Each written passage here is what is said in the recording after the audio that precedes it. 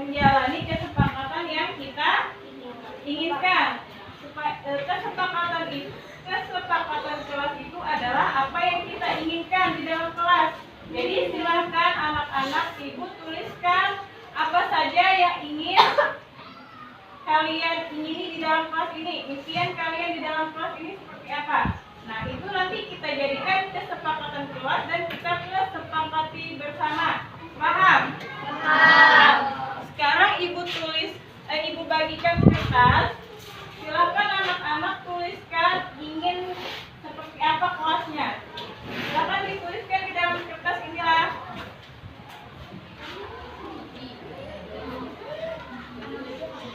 Pakai nama. Nama kelasnya seperti apa?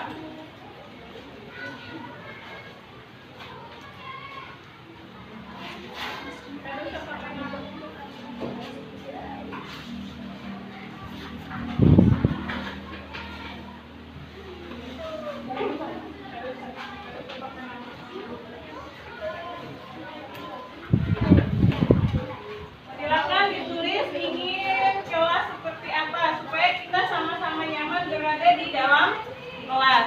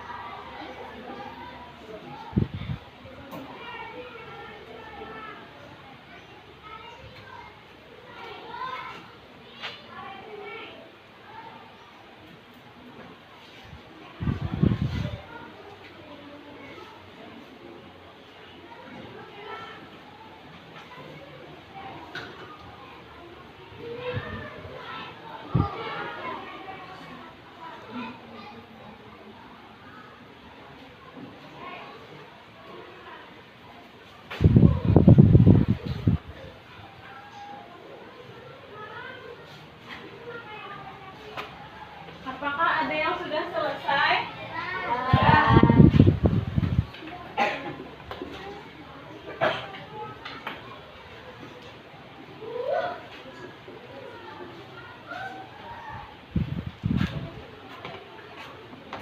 Jika ada yang sudah, silahkan tempelkan hasilnya ke depan.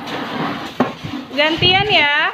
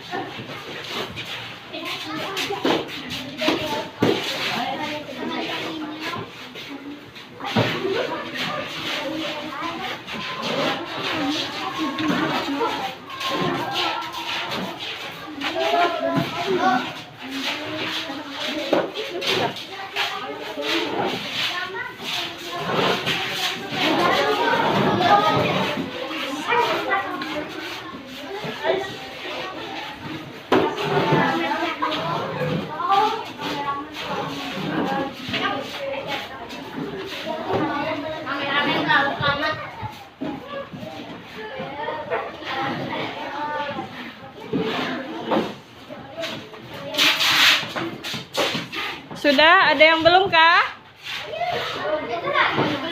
Sudah.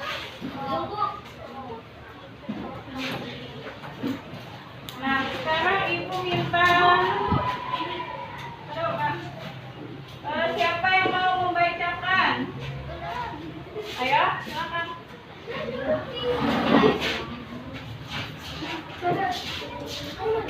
Siapa yang mau mengelompokkan?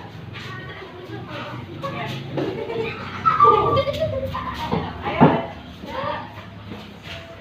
Nanti kita kelompokkan. Misalkan yang sama-samanya. Coba baca dulu satu-satu.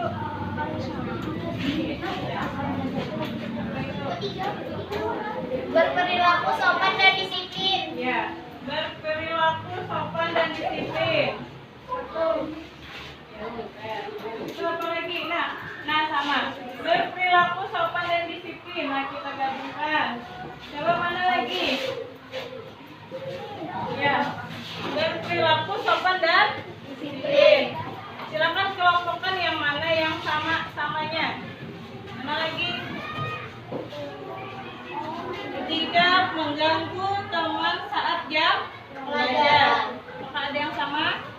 Tidak boleh makan di dalam kelas saat jam pelajaran. Ya. Datang tepat waktu. Ya. Meminta izin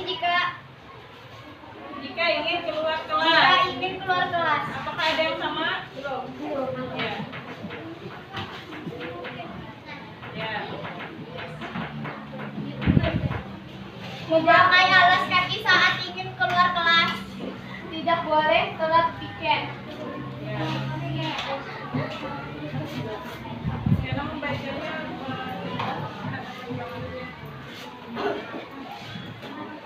Hadir tepat waktu setiap hari. ya. Bagi apa dulu Azra? Tidak keluar masuk. Tidak keluar masuk kelas saat jam pelajaran. Ya, yang mana temannya? Ya. Jangan bermain HP saat jam belajar. Ya. Tidak boleh berkata kasar atau berkelahi. Tidak makan dan minum saat jam pelajaran. Ada tuh. Hadir tepat waktu setiap hari. Hadir tepat waktu setiap hari. Hadir tepat waktu ataupun istirahat.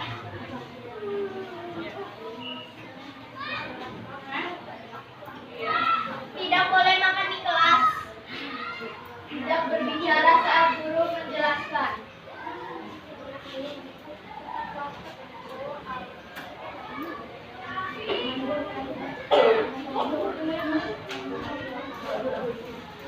Jangan tidak melaksanakan piket.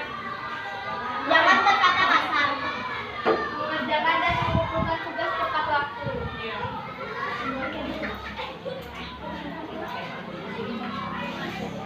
Tidak boleh berbicara saat jam pelajaran.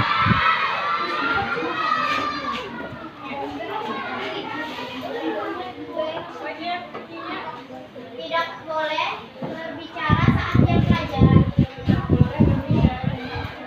Ini sama dengan ini. Adakah? Yang tidak berbicara saat jam pelajaran. Oh iya.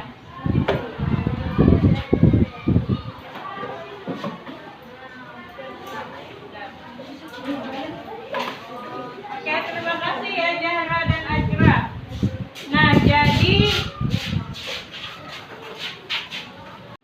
Jadi itu semua adalah kesepakatan kelas kita bersama. Dan tadi ada dua temannya yang mengelompokkan. Coba Ibu bacakan ya. Yang pertama yaitu berperilaku sopan dan disiplin. Yang kedua tidak mengganggu saat jam belajar. Yang ketiga tidak boleh makan di kelas saat jam pelajaran. Yang keempat datang tepat waktu. Yang kelima meminta izin jika ingin keluar kelas. Yang keenam memakai alas kaki saat keluar kelas. Yang ketujuh melaksanakan piket kelas. Yang kedelapan tidak bermain HP saat jam belajar. Yang kesembilan tidak berkata kasar atau berkelahi. Selanjutnya tidak berbicara saat guru sedang menjelaskan. Dan yang terakhir adalah mengumpulkan atau mengerjakan tugas tepat waktu. Bagaimana? Sepakat atau tidak? Sepakat ya. Di sini untuk mensahkan kesepakatannya, Ibu minta ketua kelas untuk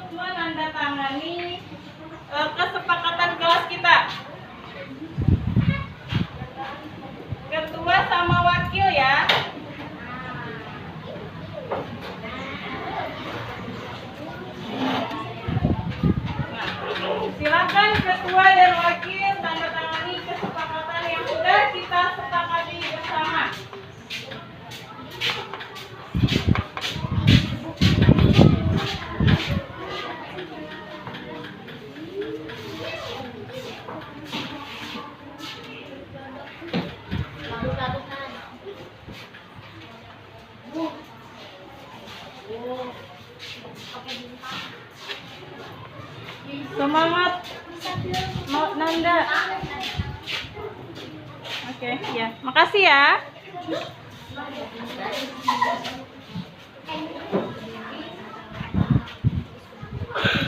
Udah. Nah, karena kesepakatan kelas sudah kita buat, sekarang kita siap-siap untuk belajar. Sebelum memulai pelajaran, marilah kita berdoa dulu. Silakan berdoa.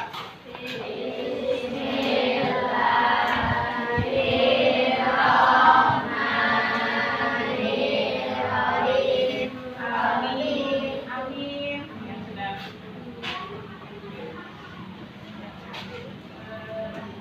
Tepuk satu. Apa tepuk satu? Yes. Ya, tepuk dua. Tepuk tiga. Semangat. Tepuk empat. Konsentrasi. Tepuk lima. Siap belajar. Ya, silakan buka buku tematiknya.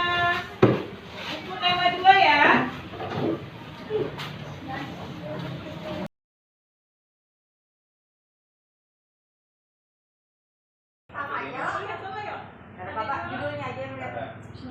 Assalamualaikum warahmatullahi wabarakatuh. Waalaikumsalam warahmatullahi wabarakatuh. Ulun ucapkan terima kasih kepada Bapak Kepala Sekolah dan ibu-ibu sekalian yang berkenan hadir untuk membantu mendukung ulun dalam ulun memaparkan materi tentang budaya positif.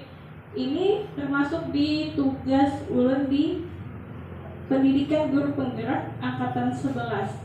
Di sini ulun akan memaparkan aksi nyata modul 1.4 yang berjudul budaya positif. Untuk itu ulun meminta Bapak Kepala Sekolah untuk memberikan paparan mengenai pembukaan sedikit, Pak.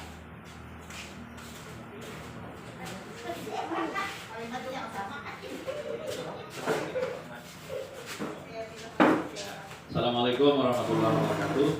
Bismillahirrahmanirrahim. Alhamdulillahirabbil alamin. Hamdan yuwaffi ni'amahu wa yukafi mazidah. Allahumma shalli ala sayyidina Muhammad al-amin wa ala sahbihi yaumil qiyamah. Yang terhormat Ibu Fikri Rania SPD, guru kelas 6 Mesin Dasar 1 Martapura, sekaligus calon guru penggerak angkatan 11. Ibu-ibu yang saya sayangi, bagus saya, udahlah, disayangi bagus saya.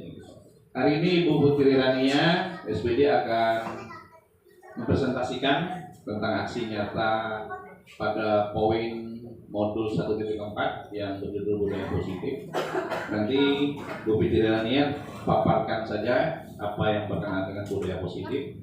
Bapak ibu-ibu yang lain bisa didengarkan. Mari kita bantu Bu Putri Rania.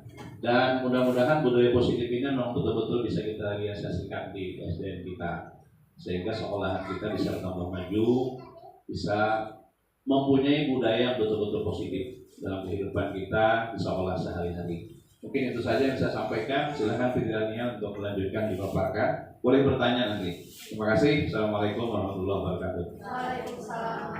Ya, terima kasih banyak Bapak.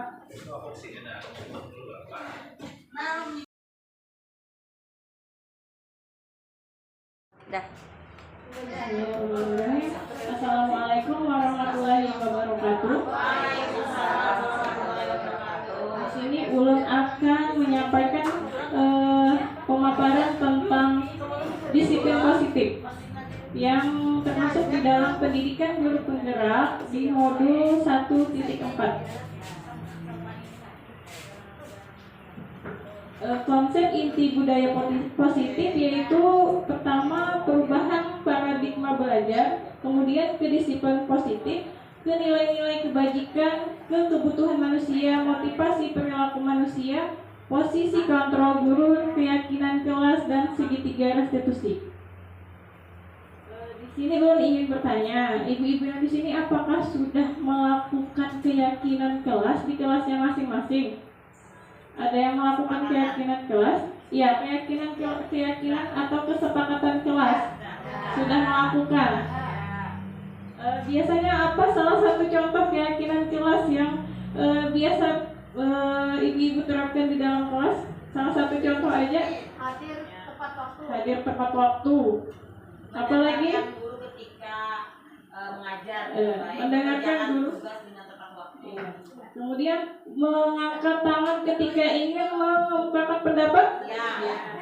Jika ingin keluar kelas, meminta izin. Ya. Sama saya juga melakukan seperti itu di dalam kelas.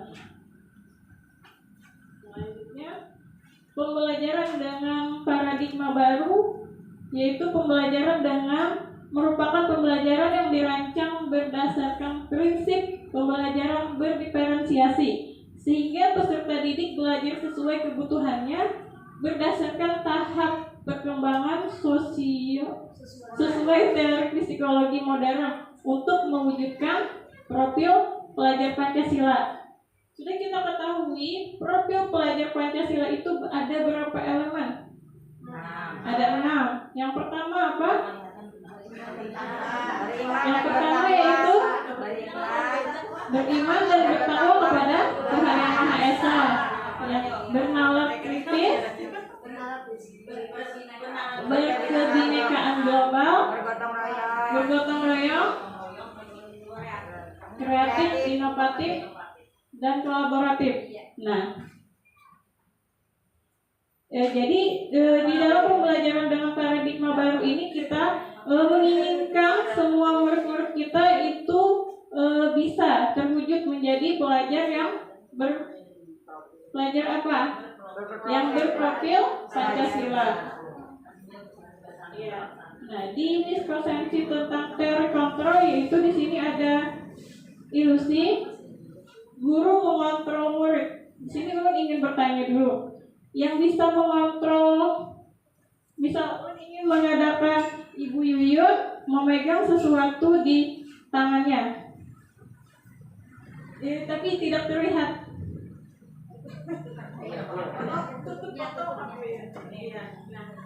Satu lagi meminta Ibu Siska bagaimana merayu Ibu Yuyun supaya membukakan itu pegangan di tangannya. Seperti apa?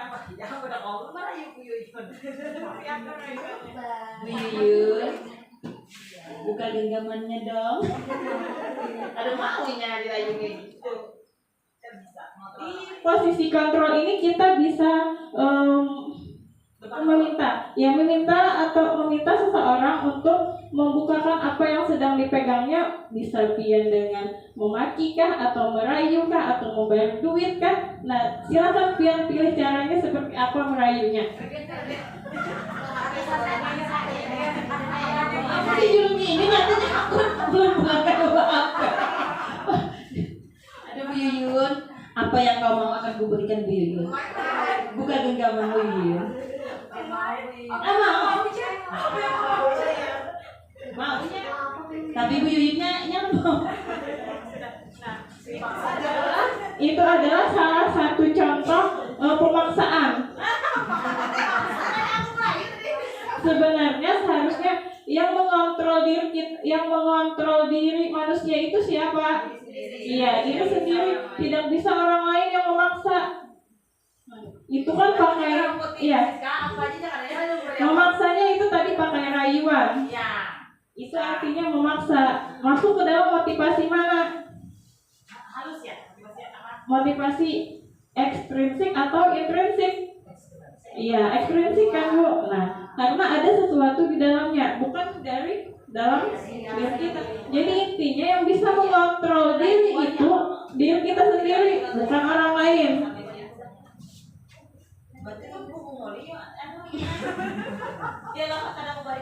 Setelah itu merubah paradigma stimulus respon ke pendekatan teori kontrol. Stimulus respon tentang dunia, realitas atau kebutuhan kita sama. Sedangkan menurut teori kontrol tentang dunia, realitas kebutuhan kita itu berbeda. Ya, benar Pak Ibu-Ibu. Kebutuhan kita sama itu benar kah salah? Salah, iya. Kebutuhan kita itu berbeda. Kemudian stimulus respon tentang dunia yang kedua, semua orang melihat hal yang sama. Iya, padahal setiap orang memiliki gambaran yang berbeda. Kita melihat pandangan orang itu masing-masing. Karena mungkin orang melihat Ibu Heni sama dengan Ibu Yuyun yang melihat, karena mungkin di dalam hati orang pasti beda. Iya. Ya, kemudian yang ketiga, kita mencoba mengubah orang agar berpandangan sama dengan kita. Tidak bisa kita memaksa orang untuk memandang kita sama. Tidak semua orang suka dengan kita, ya kan Bu? Ya. Kita berusaha memahami pandangan orang lain tentang dunia. Kemudian yang keempat, perilaku buruk dilihat sebagai suatu kesalahan. Nah, padahal tidak semua perilaku memiliki tujuan. Yang kelima, orang lain bisa mengontrol saya, tapi sebenarnya adalah hanya Anda, hanya saya yang bisa mengontrol diri saya. Ya, saya bisa mengontrol orang lain. Kenyataannya tidak, saya tidak bisa mengontrol orang lain. Yang bisa mengontrol diri orang lain itu ya dirinya sendiri, tidak mungkin orang lain. Yang keenam, pemaksaan ada pada saat bujukan gagal. Kenyataannya kolaborasi dan konsensus menciptakan pilihan-pilihan baru. Dan yang terakhir, model berpikir menang atau kalah. Padahal model berpikir menang atau menang. Disiplin positif. Kata disiplin itu berasal dari disiplina, yang artinya belajar. Disiplin mengacu pada disiplin diri yang memiliki tanggung jawab terhadap apa yang dilakukan berdasarkan nilai-nilai yang diyakini. Disiplin positif merupakan salah satu cara penerapan disiplin yang bertujuan untuk menimbulkan kesadaran serta memberdayakan peserta didik tanpa imbalan atau penghargaan, ancaman atau hukuman. Jadi di dalam disiplin positif ini yang ulun pelajari, kita untuk menanamkan sikap disiplin kepada anak itu tidak menggunakan hukuman atau penghargaan, tapi kita harus memunculkan kepada diri anak kesadaran dirinya.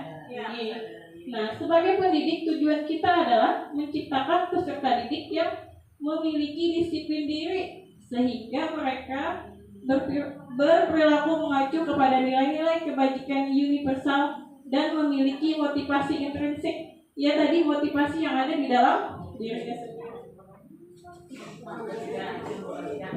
Nah,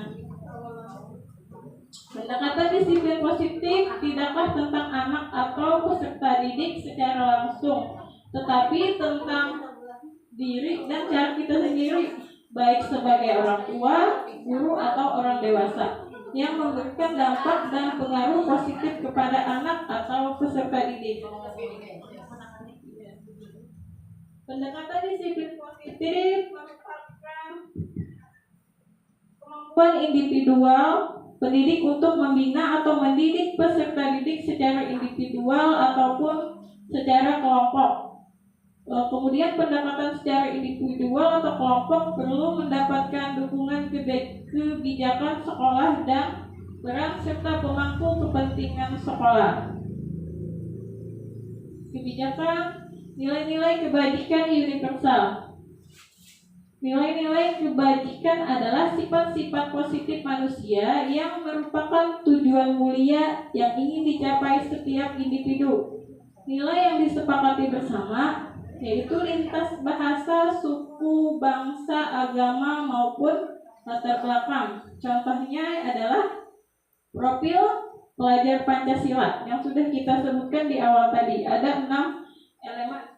Yang pertama, beriman, bertakwa kepada Tuhan Yang Maha Esa, berakhlak mulia, mandiri, bernalar kritis, berkebinekaan global, bergotong royong, dan kreatif.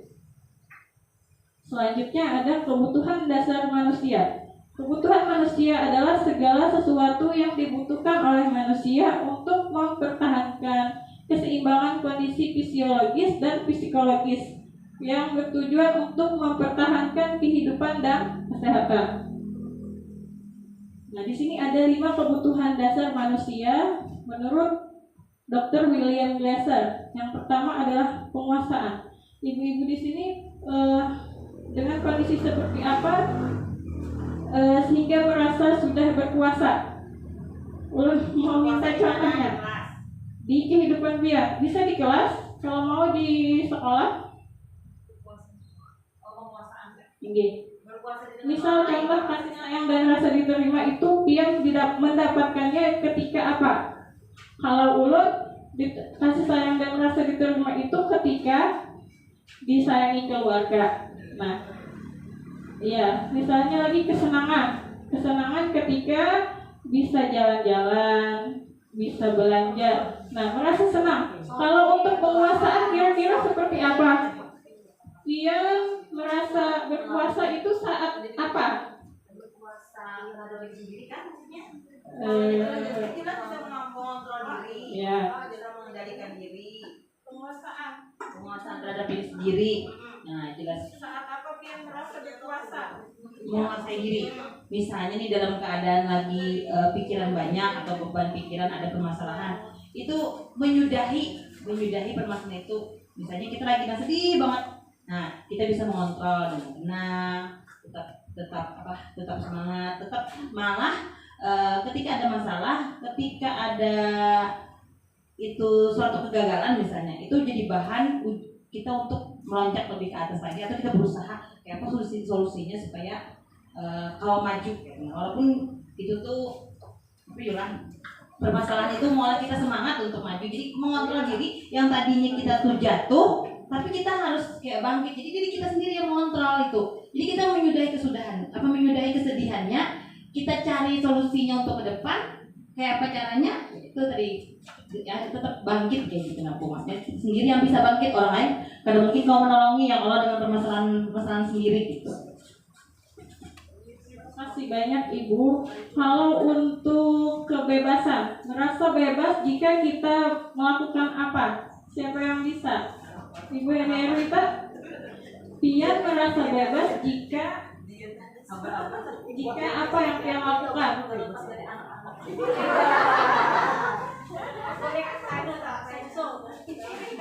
Dari pekerjaan rumah tidak Assalamualaikum warahmatullahi wabarakatuh. Di sini pertanyaannya, diri ulun merasa bebas saat melakukan apa gitu kah? Kebebasan pada diri ulun sebenarnya itu tergantung diri kita ya. Misalnya kan mau istirahat nih, nah lagi capek, jadi kan sudah misalnya rumah berantakan atau apa di rumah, tapi karena sudah capek, ya udah mau istirahat gitu. Nah itulah rasa bebasnya. Nah. Kemudian kalau untuk misalnya ada pertanyaan penguasaan tadi, satu aja, saya ulun merasa berkuasa saat misalnya anak bersalah kan, sudah ditegur beberapa kali, anak iya tidak usah dihukum. Pertama dinasihati dulu, udah berapa kali dinasihati, misalnya contoh ya, disuruh sholat misalnya, sekali suruh sholat, nanti lagi lama lagi main HP lagi, nggak tahu lagi waktu sholat, terus kena main HP lagi. Nah disitulah saat ulun berkuasa, udah sering dinasihati, sudah sering ini, timbullah rasa amarah. Nah berkuasalah terhadap anak tadi kan, sudah berapa kali nasihati, jadi timbullah penguasaan diri nih. Ini anakku jadi kan, sudah. Itu aja mungkin. Terima kasih. Terima kasih Ibu atas jawabannya. Dan yang terakhir, untuk bertahan hidup kira-kira bagaimana?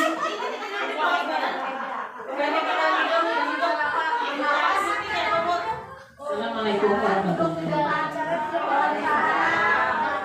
Kira-kira untuk bertahan hidup ini adalah kita mampu untuk mengatasi segala cobaan dan rintangan yang kita hadapi. Itu saja kira-kira. Nah, mudah-mudahan kekawanan ada yang bisa menambahkan. Terima kasih. Terima kasih Ibu. Bujur nih Ibu, malah kita kalau tahan menghadapi kehidupan bisa bunuh diri ya kalau boleh.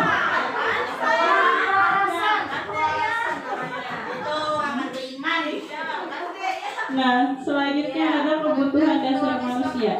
Yang pertama tadi kebutuhan bertahan hidup, yaitu kebutuhan yang bersifat fisiologis untuk bertahan hidup, misalnya kesehatan, rumah, dan makanan. Kebutuhan biologis seperti bagian dari proses reproduksi terhadap kebutuhan yang tetap bertahan hidup. Kemudian yang kedua, kasih sayang dan rasa diterima. Kebutuhan ini sama kebutuhan fisiologis, yaitu untuk disayangi dan diterima, meliputi hubungan dan koneksi sosial. Hubungan tadi ya, hubungan dengan keluarga.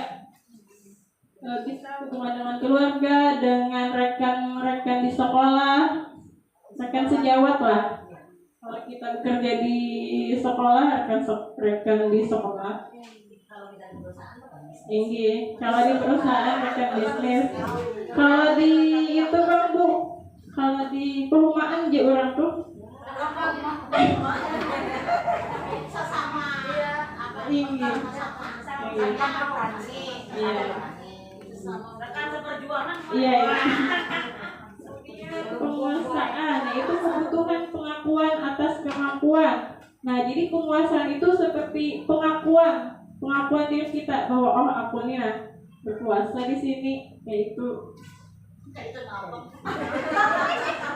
Lalu kegiatannya di orang tuh yang merasa berkuasa.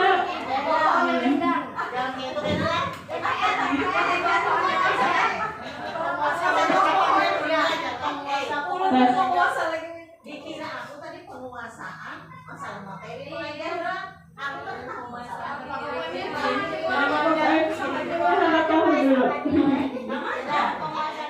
Ini sama aja Pak. Gitu. kalau ada orang lain penguasanya terlalu dari kuasa itu ada Yang keempat yaitu kebebasan, kebutuhan atau kebutuhan akan pilihan. Nah, di sini kebebasan adalah kebutuhan akan kemandirian ekonomi, memiliki pilihan dan mampu mengendalikan arah hidup seseorang. Dan yang kelima, kesenangan, kebutuhan untuk merasa senang. Di sini kebutuhan untuk mencari kesenangan, bermain dan tertawa bagi anak-anak. Dia merasa senang. Kalau kita merasa senang kalaunya diberi duit banyak ya kalau itu salah satunya. tapi kalau anak-anak bermain kan senang mainnya.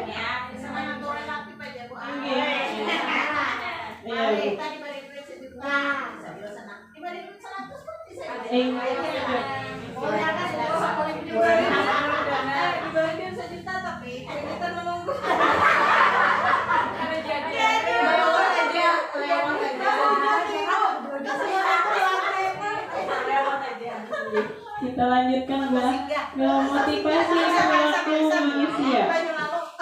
Di motivasi perilaku manusia ini ada tiga kategori, yaitu untuk menghindari ketidaknyamanan hukuman.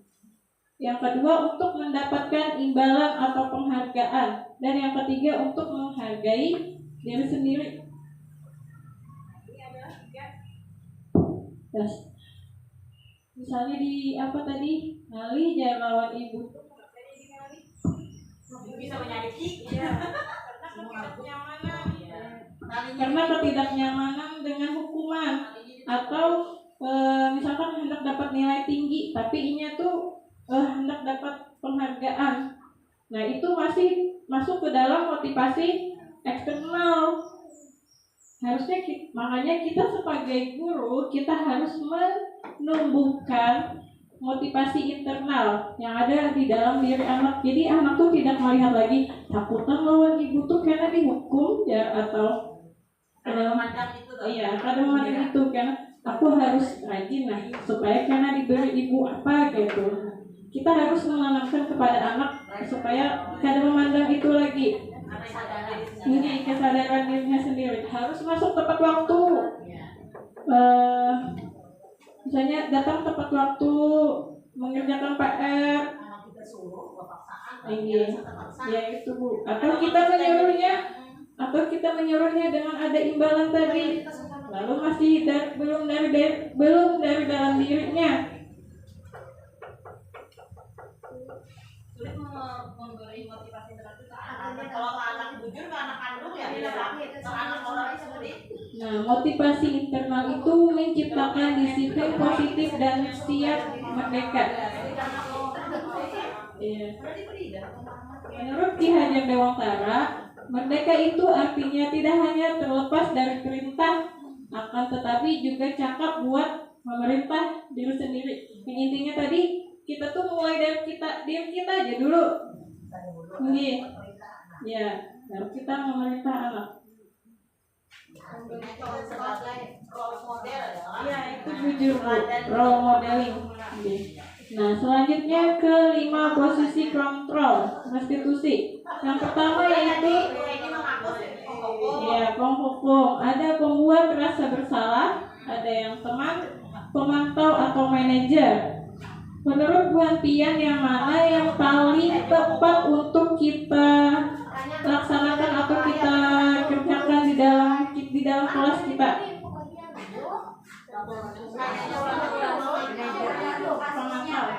Gantung kasus.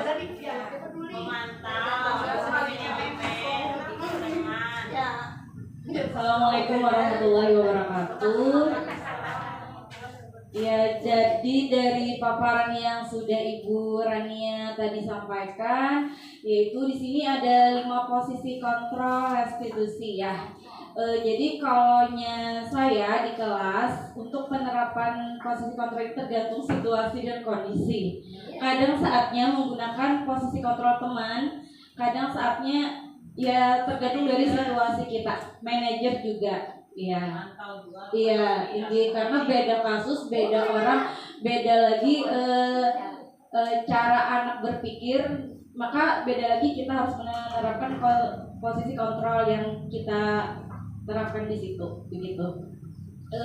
Apalagi untuk kelas 1 ya, saya ngajarnya di kelas rendah, jadi mungkin kalau untuk posisi manajer itu memang agak sulit sih di kelas 1, jadi harus perlu mencari kata-kata agar anak itu mengerti dan paham untuk ke posisi kontrol restitusi. Jadi kebanyakan kalau saya menggunakan posisi kontrol restitusi teman seperti itu.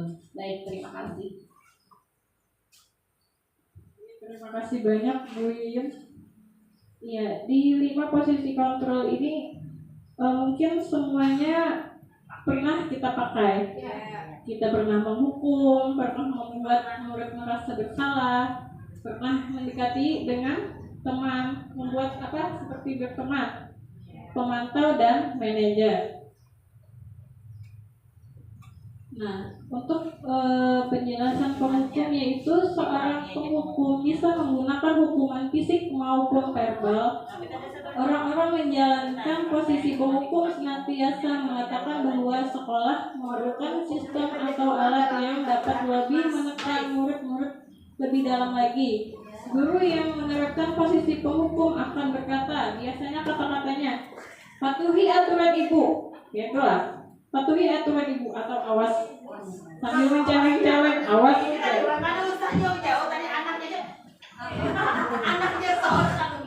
Kemudian kami salah harus ya kayak gitu. Nah, itu sudah termasuk ke dalam penghukum.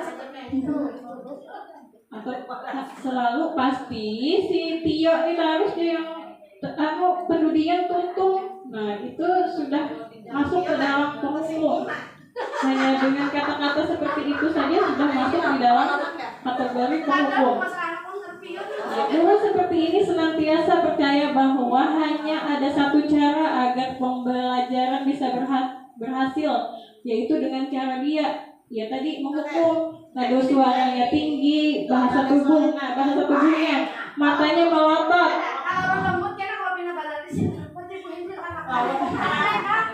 Iya, jari menunjuk-nunjuk. Nah, itu sudah masuk ke dalam